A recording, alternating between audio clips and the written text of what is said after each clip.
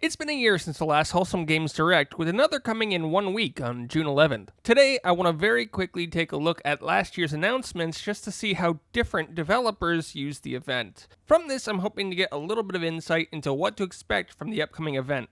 Now, if for some reason you don't know, Wholesome Games is a community founded by an indie game developer who began curating comfy games. They have a YouTube channel where they regularly post trailers for these games, and for the last few years, they've also held a direct where they showcase mostly indie games. The last trailer that they uploaded was for Spirit Tea, an indie game where you manage a bathhouse for spirits, and that was released a few days ago. But enough of that. Last year's Direct had 76 games shown in some form or another, which is a bit more than PlayStation's 11. Of these 76, 7 were released in some playable form prior to the Direct. Another 28 have been released over the past year, with the last being Floppy Nights by Rose City Games, which released on May 24th. So 38% of the games that were shown were playable new releases within a year of the Direct, and 46% were playable, period. I'll be honest, that is way more than I expected and has me excited for the upcoming days.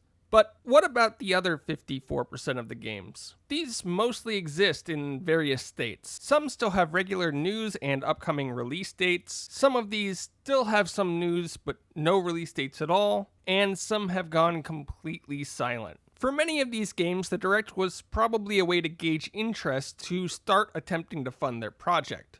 And some of these may not have come through. Needless to say, indie games are difficult to make, market, and release well. Because of this, I don't see the unreleased games here as failures or scams, but as either early attempts to get a following or a gamble to allow themselves to actually make their game ideas. There's not really a whole lot else to say here. I mostly wanted to quickly take a look at how many of these games actually released, and that's completely ignoring how many are still up on Kickstarter or things like that and are still actively working on the game. That said, I will leave you with a video that I made on one of those upcoming games that did recently have a Kickstarter.